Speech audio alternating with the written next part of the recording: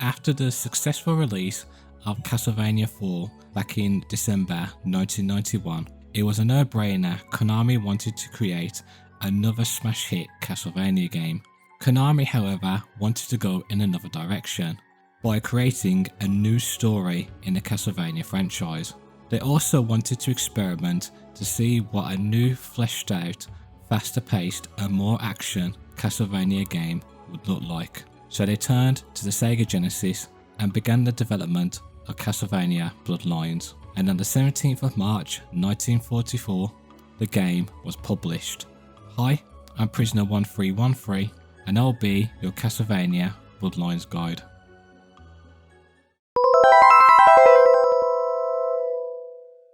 The story of Castlevania Bloodlines goes as follows.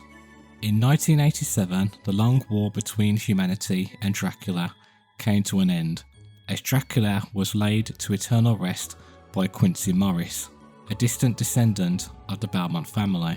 Peace was restored to Europe until the outbreak of the First World War, which transformed the continent into a dark world filled with massacre and violence. At the beginning of the war, in June 1914, at Sarajevo, the Crown Prince of Austria was assassinated. It was said that a strange, beautiful woman was involved within the shadows. The woman was Elizabeth Bartley, who, in order to revive her uncle, Count Dracula, had conducted an unholy ceremony which caused the war, giving her possession of the human souls from Europe. The game itself takes place in 1917. The characters are John Morris, a distant descendant of the famed Belmont and Morris families who obeyed his fate to fight vampires day and night, and Eric Lacard, whose girlfriend was transformed into a vampire when Elizabeth was revived. After Draughter Suentes resurrected Elizabeth Bartley by using black magic, they travelled across Europe to conduct the resurrection of Count Dracula. John Morris and Eric Lacard followed them. Even though the resurrection of Dracula was a success, the vampire hunters defeated them and his allies. Now, if you ask me how did Quincy Morris get his hands on the Belmont's most sacred weapon, well, in the lore we have never been officially told yet. Konami, we're still waiting on you. The lore only states that Quincy Morris mysteriously obtained the Belmont's sacred heirloom. The graphics are a big step up from Castlevania 4. They are a lot smoother, richer, and the speed of the game itself is a lot faster as well. Even the two main characters and the enemies are bigger as well than from the previous Castlevania titles, which helps a lot in the gameplay. What I like the best is that you can actually see the fine details from the two heroes. With John Morris, you can see his headband, shirt, and well detailed boots, while with Eric, you can see his long hair, skirt and cape blowing in the wind. You can also see the enemy designs make use of the multi-jointed sprite to make them more intimidating as they move faster on screen. But it also helped to make the characters and bosses look 3D at times, with the reflecting water affecting Greece to the rotating camera fight on top of the Tower of Pisa. There are sections like in the Castle of Proserpina where the screen is disjointed, adding to the illusion to throw the player off and thinking how they will traverse these obstacles without pitfalling. And the flying Medusa heads don't help either. Since we now have to travel all across Europe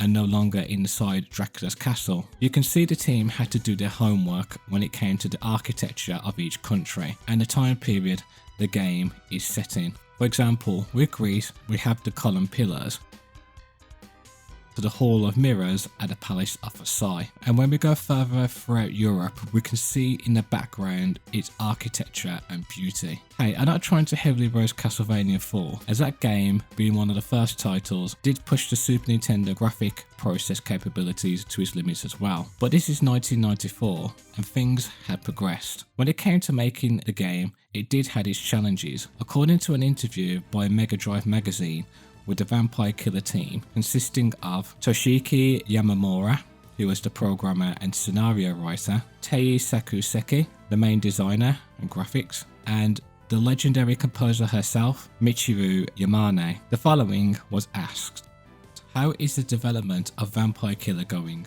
Why do you have to delay its release? Yamamura quotes, The gameplay systems are almost finished, but we're doing our best now to give it some extra polish so players will be satisfied. Yamane quoted, "Yeah, everyone on the team wants to release something that makes players think. I'm sure glad I bought this. We don't want to hurt the Mega Drive market by releasing a half-hearted effort." Yamamura, "Our concept for the game was a straight-ahead, no-nonsense Mega Drive Castlevania. The reason why we didn't want to use the traditional Akumaju Dracula title is that we wanted to challenge ourselves to present a new style and flavour to the series, speedy and action-packed, while still retaining the strategic aspect of the earlier Castlevania games.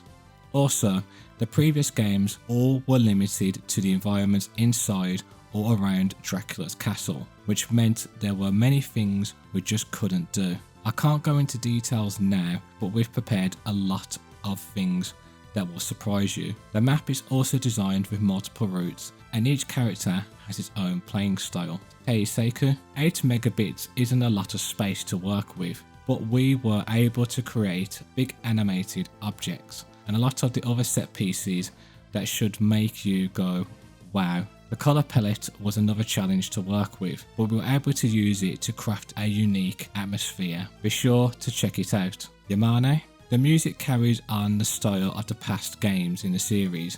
I personally love FM synthesis, so it was an easy development for me." She laughs. Yamamura quotes, "The songs are really great. I understand there are 2 playable characters this time, John Morris and Eric Lacada." Yamamura, "The whip of course is inseparable from the Castlevania series, but we wanted to do something unique for the Mega Drive, so we added a character who wields a spear. If you master Eric's spear move, the fights should be easy. Collecting all the weapon power-ups should make it much easier too. However, if you find the Vampire Killer too easy for you, be sure to check out the overseas version, Castlevania Bloodlines. It's like the Tabasco version of Vampire Killer in terms of difficulty. As you can probably gather from the fact that Vampire Killer is set in a different era from the previous games, the scenario is unique to the Mega Drive and is my personal conception of the Dracula series. In my mind, there is a trilogy or tripartite structure to the Dracula saga, and this game takes place of the second act.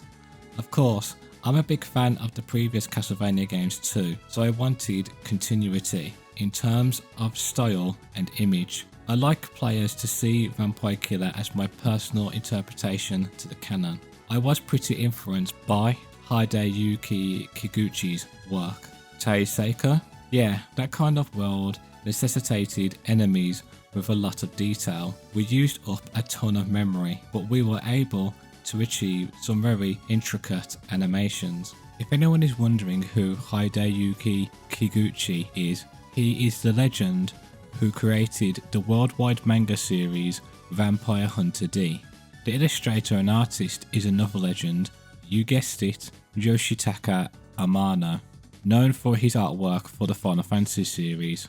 To close, please share some of the other challenges you have faced so far. Yamamura, to be honest, until recently, our misfortunes have been so numerous. We've honestly wondered if we ourselves are not cursed. It all started with this evil tapestry we hung in the development room for atmosphere. Everyone said take it down, but I refused, and instead fixated some Afuda to ward off the evil. I have to put some more up after this, as he laughs.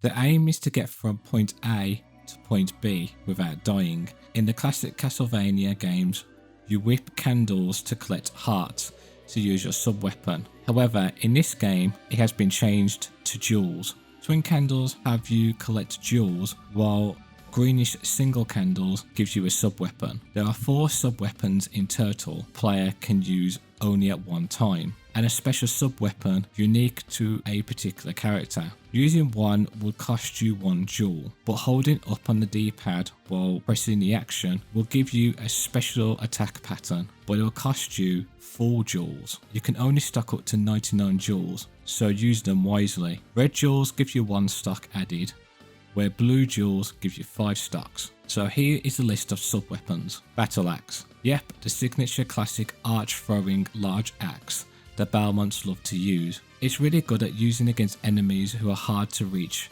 up above. However, when used holding up on the D-pad, fires 3 mini axes that are thrown horizontally between each other. Holy Water. Another classic sub-weapon used in the series. You throw a veil, and once you make contact on an enemy or on the ground, it causes a shockwave of flames to move across the floor.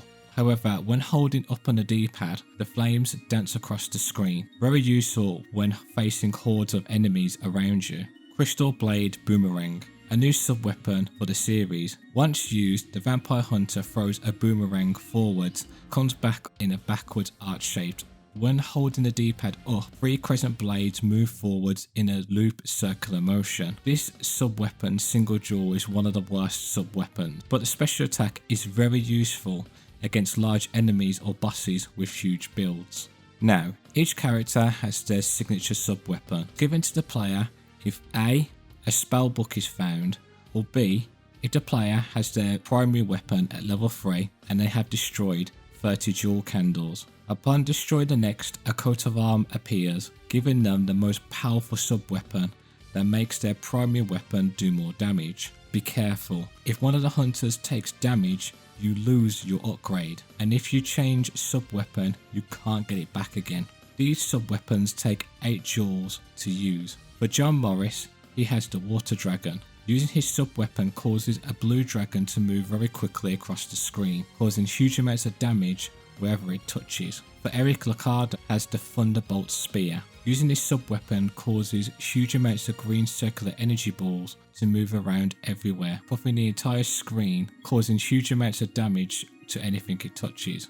I would say when it comes to using Eric's and John's sub-weapons, it does cause a lot of lag in the gameplay. If you lose a life, you lose your dual stock and sub-weapon. Also, your primary weapon will go back to level 1. In this game, you only have 2 continues, so traverse the whole of Europe wisely. Here are the following items you will find on your journey. Mirror of Truth. When you touch it, it destroys all enemies on the screen. Orb. Makes you invincible for a short period of time. Money Bag. It only gives you points from 100 to 2000.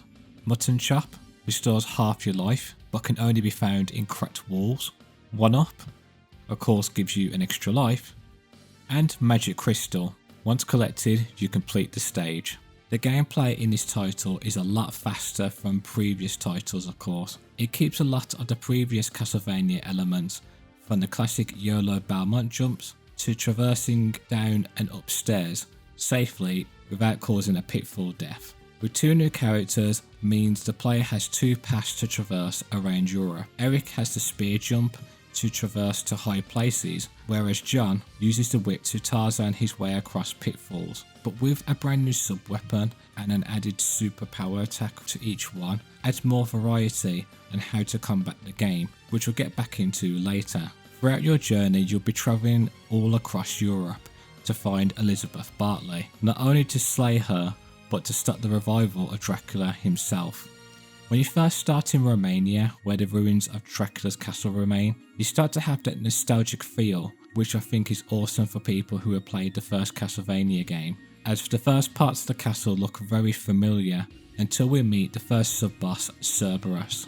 When it comes to new players, this is where they encourage them to use their sub-weapons to scrape some extra damage and to get familiar with them, and to be on their toes from environmental dangers like the shattered window shards raining down above them from Cerberus's howls, and when Cerberus moves in closer to breathe his fire out.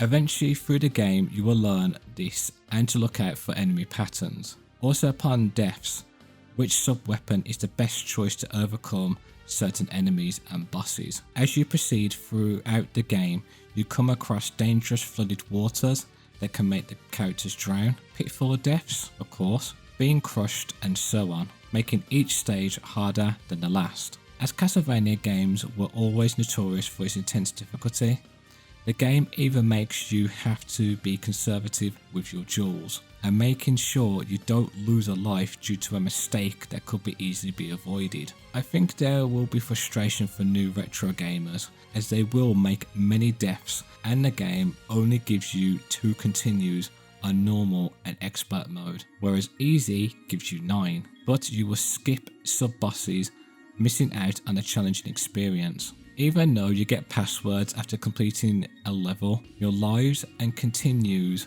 will be carried over. When you have used your password and start the stage, you will start with 0 jewels and level 1 melee weapon. Ouch. Well, they should be grateful as the Vampire Killer in 1989 on the MSX, previous iteration of Castlevania 1, had no continues at all. When it comes to John and Eric, there are big differences in gameplay.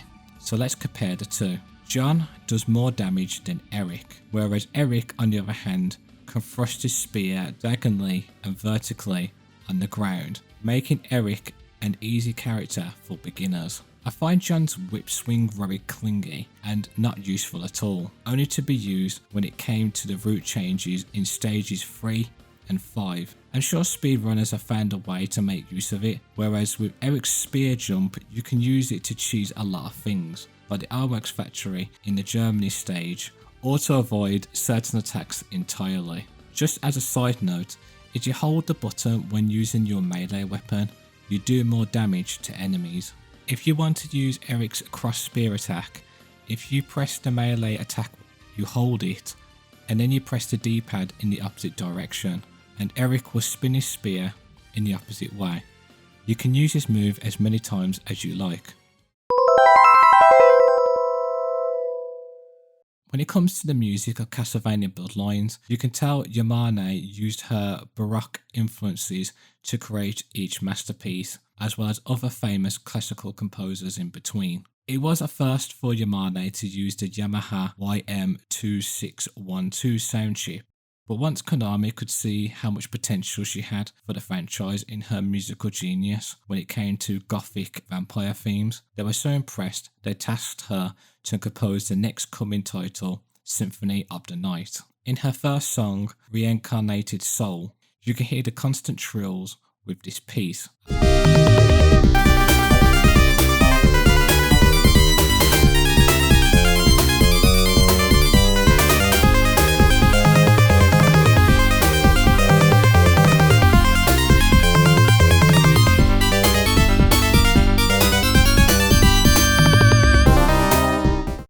Of course, Yamane used Bach's music as a reference point for this, like using Brandenburg Concerto No. 3 in G major.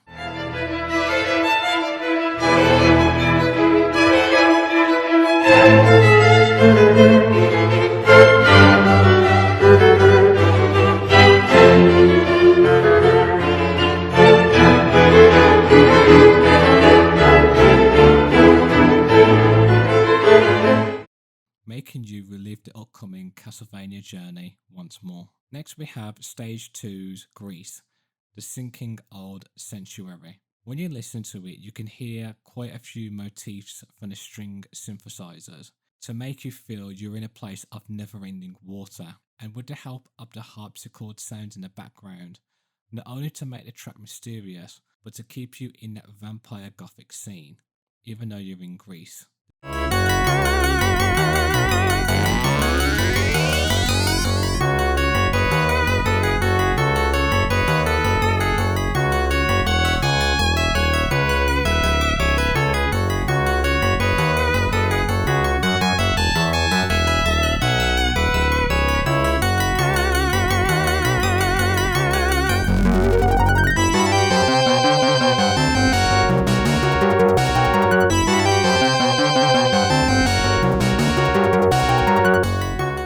The Sinking Old Century was the crown jewel of the Bloodlines original soundtrack, as it has been rearranged and remixed for other Castlevania titles as well.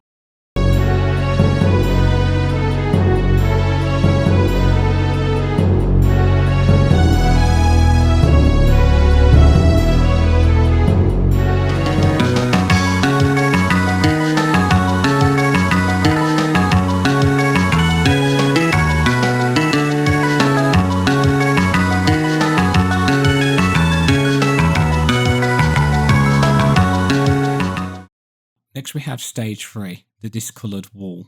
I don't know where to begin, as it just gives me that Tubular Bells Part 1 vibes listening to it. There are so many arpeggios, trills all at once, with the bells in the background, changing their pitch in between over and over, building up to the player to be uneased, while the change of sound in the harpsichord and other synthesizers blinds the player into total mystery and even more eager to traverse further to the top of the Tower of Pisa.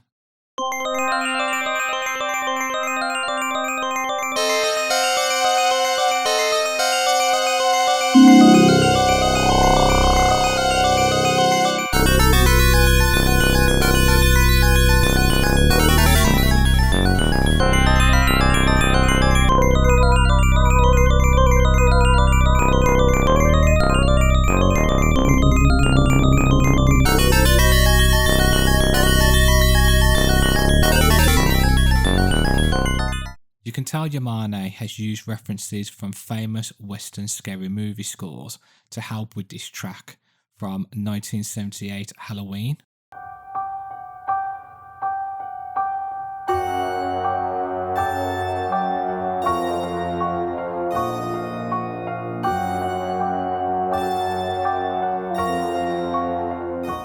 and 1973 The Exorcist.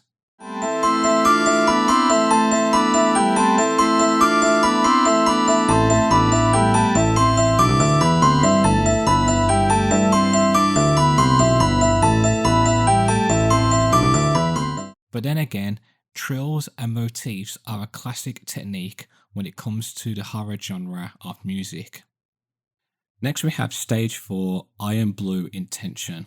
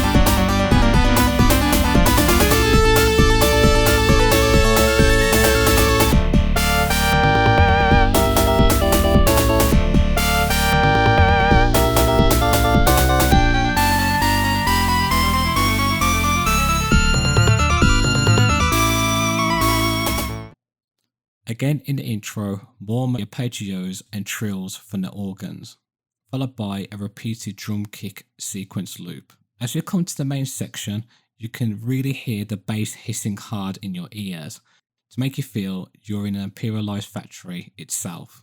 But what I love about this is the final sequence, with the motifs looping back and forth, just makes the entire piece come together, still keeping the Gothic Baroque feel, or even for the players to get a final sigh of relief after finally overcoming one mechanical obstacle or trap after another. If you listen carefully, you can see Yamane has used a sample of Dmitri Sokovich's Symphony No. 5.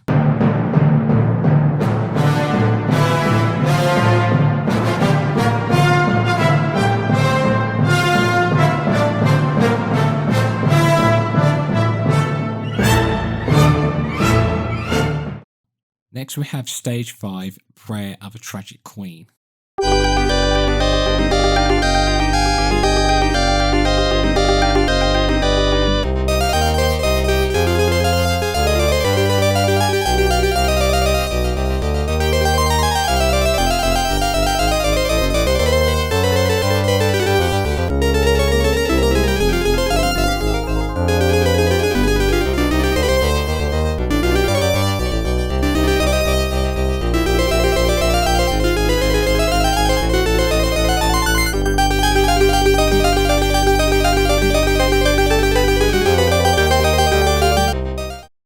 So we get more motifs and trills that echo into the distance from the synthesizers, and the use of the organs to keep its gothic theme. But they are going back and forth constantly and so fast. You can tell Yamane has used Bach as a reference to make this track. as he has used these kinds of techniques in his music. An example of this is from the Orchestral Suite No. 2 in B minor.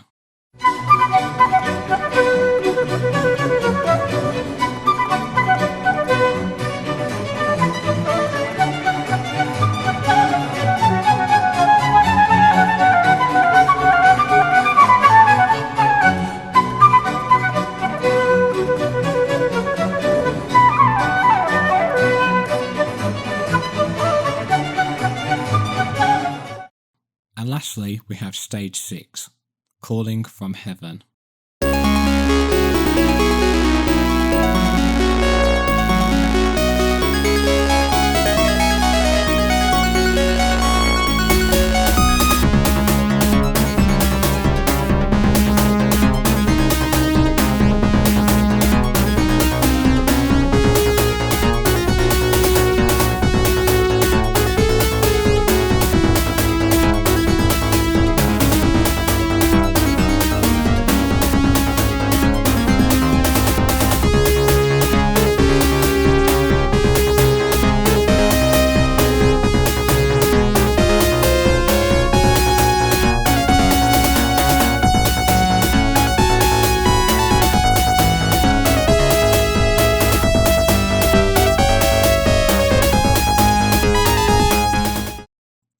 The intro with the harp motifs is such a great intro to one of the last songs in the game. Then we are introduced to fermatas from the organ, making the player reflect on all the struggle and strife they made to get this far, and it's now time to fulfill their destiny as a vampire hunter. In the background, the arpeggios are straight out of Beethoven's Moonlight Sonata, third movement, but slower.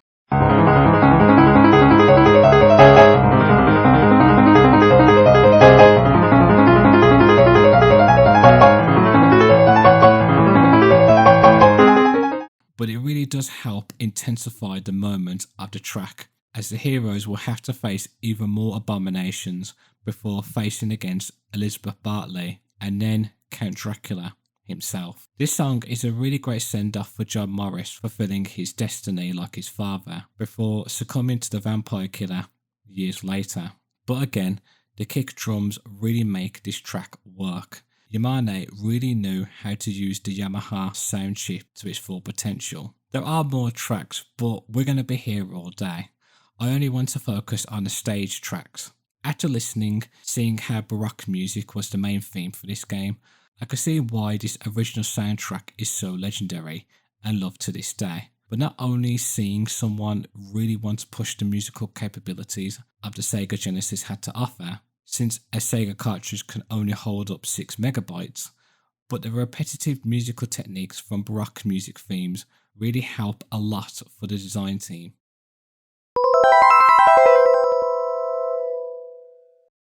When it comes to the graphics, don't get me wrong, the graphics are a hell lot better than the Castlevania 4, but some backgrounds in some stages are either too dark and grainy, like in Stage 2 Greece, or just don't blend in very well, like in Stage 3 Italy, with the swaying tower section.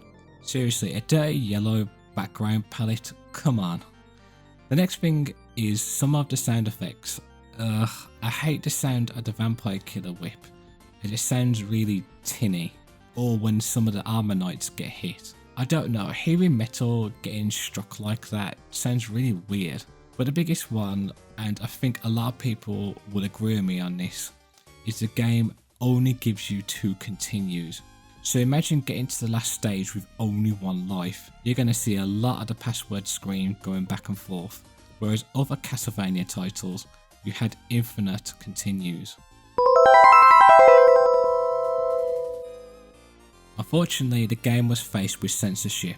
In the title screen, Vampire Killer and Bloodlines kept its blood background theme and drips of blood. However, with the PAL title, the blood is now a water theme with no drip effect either, due to European and Australian laws not allowing their games to have the word blood in them or any blood themes in the animation. When it came to Eric's face, in the USA and PAL versions of the game, they altered him to make him more masculine looking, rather than to kept his feminine Bishonen features. I mean, if you had the European cover, you had to ask yourself why. I guess localizers just can't respect culture, hey? In the European version, blood and gore were removed entirely. For example, in the first level, where the crow is eating the corpse of a zombie, in the European version, that is gone. Zombies are now green instead of red. Hanging corpses, again, gone. And when we get to the water fountain at the Palace of Versailles, nope, it doesn't turn into blood either. For some odd reason, when Eric dies in the European version, he doesn't get impaled either. Man, us Europeans have seen and witnessed 2 world wars. We read grim fairy tales to our children, countless murders on the 6 o'clock news, and for some odd reason, pixelated blood and violence is just too much to handle. But if someone has to be blamed, blame your EU politicians at the time, as they made the same excuse that video game violence is too dangerous and to be blamed for all the evil in the world, which we all know is complete hysteria and lies. But man, European leaders really used it as their political hand grenades. When it comes to the story itself, you can tell Konami used the 1897 novel Dracula as the cornerstone, as the final act of the story takes place in Whitby Castle, England. So no people, Castle Proserpina has never existed in Whitby, England.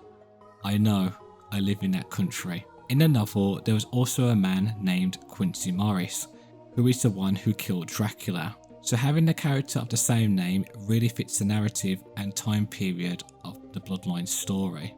The Countess Elizabeth Bartley is again in reference to Elizabeth Bathory, and she too tortured servants in her basement, as well as in folklore the Countess who drank and bathed in the blood of virgins. Even Eric's wife is called Lucy, just like in the novel, and they both meet the same dreadful fate of becoming a vampire. There are 2 secrets in this game. If you want to play expert mode, you have to input the Konami code on the title screen of the game. In the options menu, if you put the background music at 05 and the sound effect 073, when you get the level 4 power up, the game music will change to the following rearranged track: Vampire Killer from Castlevania 1, Bloody Tears from Castlevania 2, or Beginning from Castlevania 3. Castlevania Bloodlines is a complete upgrade from the previous title Castlevania 4. Also, you can see the development team really wants to push the console to its limits, from making some of the graphics look 3D and the music score that hits really hard to this day. However, when all is said and done, how many copies did it sell? Well, Bloodlines only sold 40,000 units, which is very sad, but I'm not surprised, as the series itself was a Nintendo brand. They would be heavily alienating their fan base, who only had Super Nintendos at the time. Even though it didn't sell well, it's still a cult classic title that Castlevania fans love to play, and of course, it's in the 2019 Castlevania Anniversary Collection. But since this game was a failure, did the team get fired? Well, no. Konami knew they wouldn't make a smash hit, as they knew they were going to alienate their fans. But they really wanted to dive into the Sega market to see the potential the team had to offer. Plus 2 members of the team went on to other projects. But once a new team began the development of the next title, Symphony of the Night, they needed Yamane's help, since she had the experience of working on the music of a Castlevania title. Why would they need someone else? So if you like a Sega challenge or want some great music in between, try out this game right now. Also, Yamane has a YouTube channel herself and plays all the classic Castlevania tracks that she made herself. So what do you think? Do you think Castlevania Bloodlines needed a lot more love than it deserved? Or do you think this game was too challenging as a whole? Write to me in the comments section below. This is Prisoner1313 signing out.